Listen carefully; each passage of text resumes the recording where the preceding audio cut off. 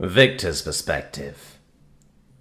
I don't get what her game is, I growl at the giant, black-eyed, spell-of-a woman, standing up to pace around. She comes onto this ship to sabotage us, makes us look like useless idiots who should never have been hired in the first place, make the Twig and Vrakhand look like savages who shouldn't be allowed in 20,000 light years of Citadel, and sell the idea to the galaxy that Death Orders don't belong here. She was catty and hostile to all of us. She was recording every trivial thing on her holo to bury us under complaints. This was her moment, and she just... What did she do, Victor? Prompts Salkinad, lacing her snow-white fingers and leaning forward onto her desk. She just didn't, I shout, throwing out my arms in front of me to emphasize the weirdness of it. That was her moment to bring up every frayed strap and untied shoelace. That was her moment to point out all the on-the-job fraternization between expeditionaries and, in Neo's case, between us and the contactees. That was her moment to highlight the war, the trial by combat, the disturbing birth and mortuary practices, all of it. And she just didn't. Well, like she didn't have the opportunity neither. The anti-Terrans were setting her up to give answers that made us look bad, and every time, she actually defended us. I stop here, smiling for a moment, remembering the look on the Batan's face when she tried to lead into her bow-mouthing Kakoan for the fight with Stetter, only to have 5 different laws and precedents cited back at her. My frown returns and I go to the window. It gives a view of Parliament on the horizon, since it's aligned with a hangar window. At the top, I can see the curved window of the room we were in yesterday. I just don't get it.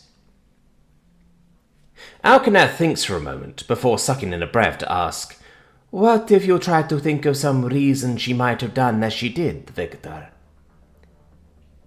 Ain't been doing nothing besides that since yesterday, I answer, without turning from the window. The only thing I can think is that this is some sort of long con. She makes it look like she's nuking her reputation with the anti-Death Warders to lull us into a false sense of security. What I can't work out is why. What secrets does she still think we're keeping, and that she's decided it's worth this risk to get us to reveal? Bigots are simple-minded creatures, and they ain't likely to forgive and forget.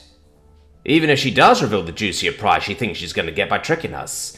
Whatever she thinks that is, I say, idly stroking my chin as I think. You haven't considered that she may have had a genuine change of heart, then? My diaphragm spasms in a joyless chuckle as I turn to the dark-haired woman and shake my head. Some possibilities I can dismiss out of hand, Allie. She's a bigot. If bigots were the sorts who changed their minds about being bigots when they were proved wrong to be, they wouldn't be bigots in the first place.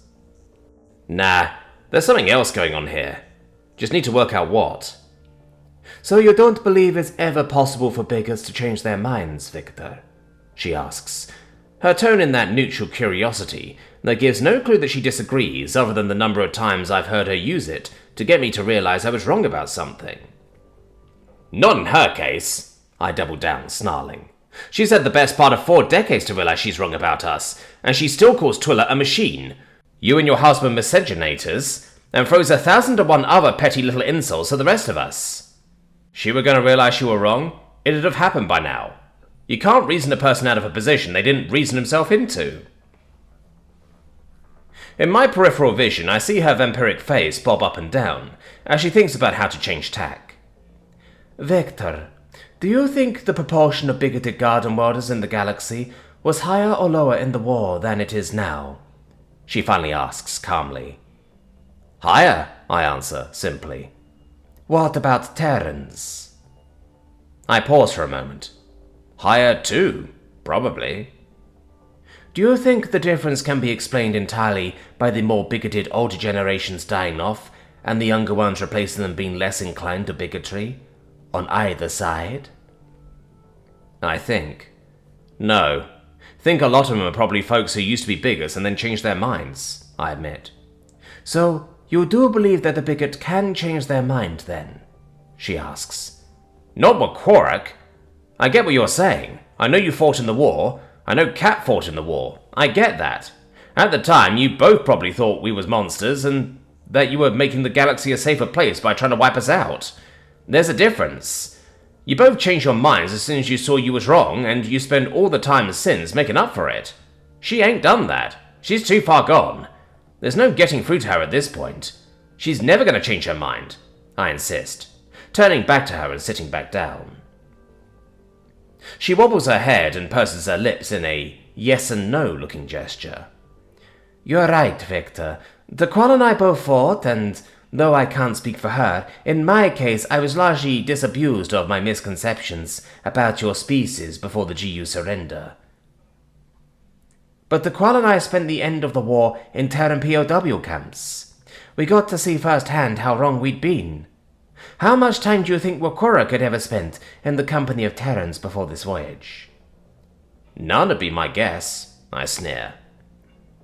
Exactly. She was never able to see Terrans for what you are, was she? The only version of you she had to contend with was the one she had created for herself, or perhaps that her echo chamber had created for her. However, now she's spent 2 years in Terran company. She's seen you personally do things like save her life from the Revankiss pirate, save that child from the loader, fight a giant monster to protect Twig from being attacked.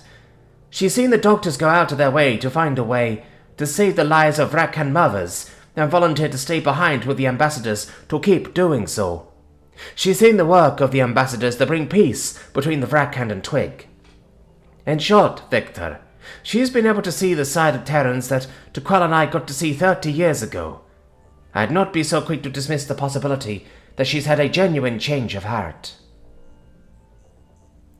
My face twists with the sourness of thinking about that awful woman changing her ways. Alkanac gives me a long time to think before offering, Of course, Victor, if you want to see for yourself, there is something you could try. Terns Perspective. I'm perched alone in my quarters. My stomach stews with the same unease I've been drowning in since I finally did what I decided to do months ago. My entire body is still revolting against me for what I did yesterday.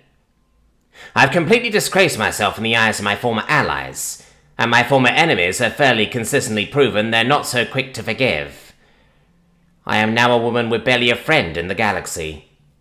So why did I... At this moment, my self-pity is interrupted by an alert for the door. I sigh and hop down to let Tuqual in. Perhaps she can help me feel better right now.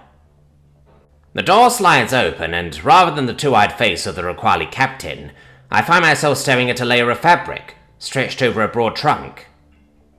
I'm so thrown by that it takes me a moment to realize I need to look up. I turn my beak ceilingward, and see a pair of green eyes fixed down at me from a stonily expressioned face. I need to talk to you, announces the Death Warder tersely. Somewhat bewildered, I answer, Oh, all right, Mr. Taylor. Please come in. With a curt nod, he steps around me to cross the threshold of my quarters. I turn and see the unnervingly dangerous man I'm now secluded with, as he strides from my living space. His head swivels left and right, looking downward. Finding nothing to seat himself on, he chooses to stand facing the perch I just vacated, and fold his arms across his front. Your husband here? He asks as I remount it. No, he's out, I answer, stopping myself from divulging that he is in Quark's company, just in case that knowledge damages the Terran's relationship with the man. Do you need him here too? No, he answers. You're the one I want to speak to. Well, I'm listening, I invite. His frightening body tenses as he hesitates. I can't help but be aware that killing me would be almost as easy for him as simply deciding to one step forward and one swipe of a thick arm. Finally, he speaks. Why'd you do it?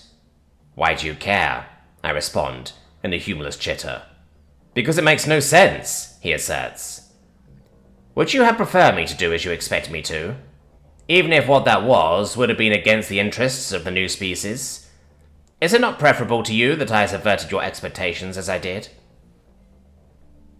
The man's fleshy mouth and nose twist in an expression of disdain as he answers, In a vacuum? No. In a vacuum, I couldn't have asked for a better result than what you did.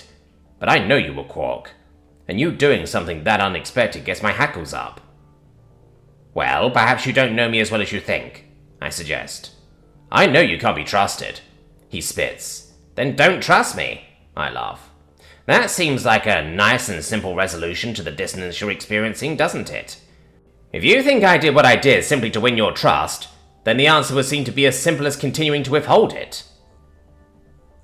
The green eyes narrow in a scowl as he asserts, Yeah, that sounds like reverse psychology to me. Like I'm meant to think, oh, she must be safe to trust if she doesn't care if I trust her. Then, again, the simple answer seems to be to continue not to trust me, doesn't it?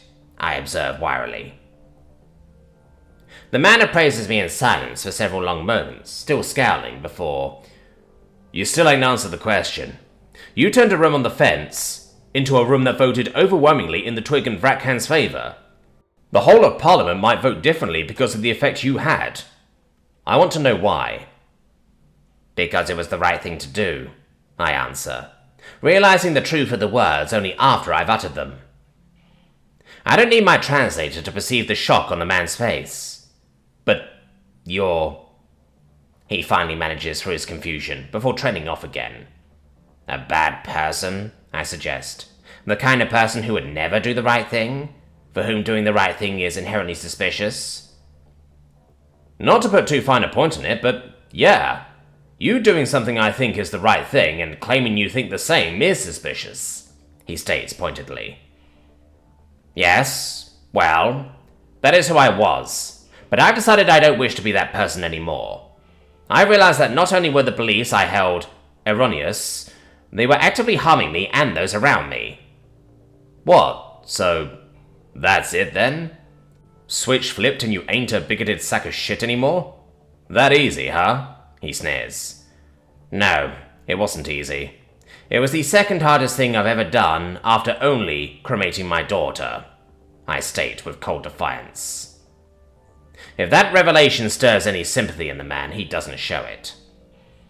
His forward-facing eyes just fix at me, judging, appraising, evaluating with suspicion befitting a Death Worlder.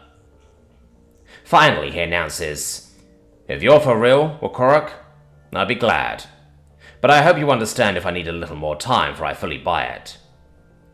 If by that you mean you still don't trust me, I must point out that I've repeatedly made clear that I am at peace with that outcome since the beginning of this conversation, Taylor, I retort. He hums in reply. I watch him as he turns and makes for the door. His hand is reaching out for the panel when he pauses. Without looking back at me, he says, You should come to Triple M sometime. You might enjoy it. Before I have the chance to answer, the door has opened, and he's disappeared out of it.